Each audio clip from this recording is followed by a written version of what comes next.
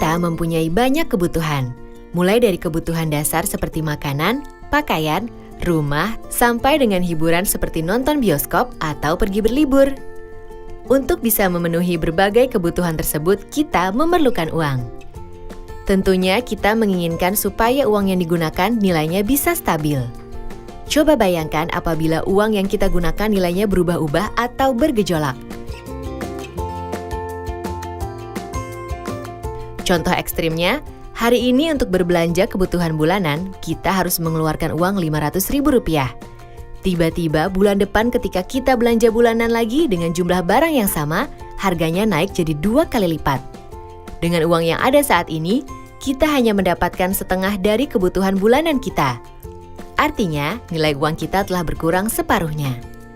Kenaikan harga yang berlebihan dan terjadi dalam waktu singkat seperti ini akan membuat kehidupan masyarakat menjadi semakin sulit. Fenomena kenaikan harga berbagai barang dan jasa secara terus-menerus disebut inflasi. Perekonomian pada dasarnya membutuhkan inflasi dalam tingkat tertentu dan wajar untuk dapat tumbuh. Namun, inflasi yang terjadi secara berlebihan akan sangat merugikan kehidupan kita sehari-hari. Jadi memang terbukti sangat penting kan untuk menjaga stabilitas harga atau nilai rupiah kita.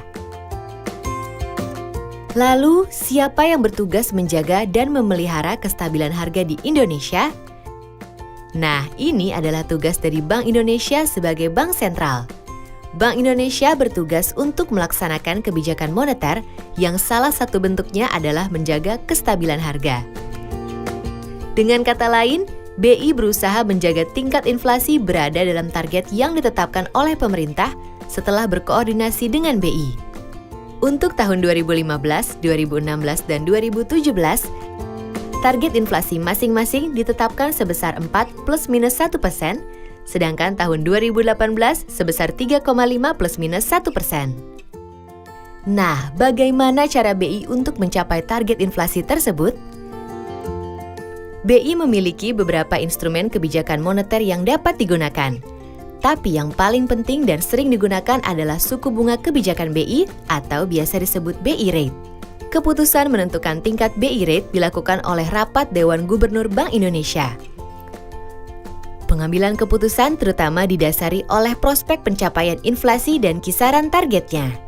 Penentuan tingkat BI Rate ini akan mempengaruhi ekonomi dan inflasi di masyarakat. Apabila Rapat Dewan Gubernur BI melihat indikasi resiko meningkat dalam perekonomian, seperti jumlah uang beredar terlalu banyak, defisit transaksi berjalan membesar, utang luar negeri naik, tekanan inflasi ke depan diperkirakan lebih tinggi dalam kisaran targetnya, dan resiko faktor-faktor lain yang penting, maka BI akan menaikkan suku bunga BI Rate untuk mengendalikan resiko inflasi tersebut dan menjaga ekspektasi masyarakat.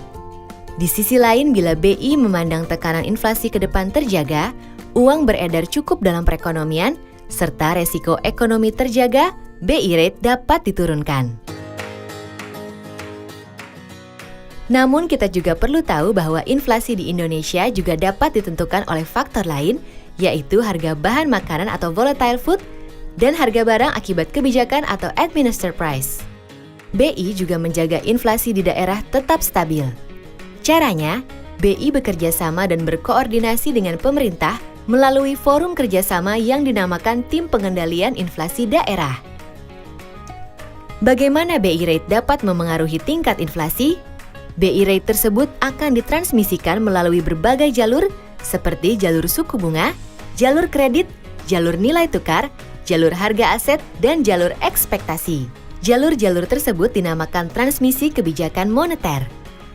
Nah, jadi kita kini bisa memahami jika BI menaikkan BI Rate dan sebaliknya juga jika BI Rate turun. Kebijakan ini semua dilakukan BI untuk menciptakan kestabilan harga dan perekonomian demi kesejahteraan kita semua.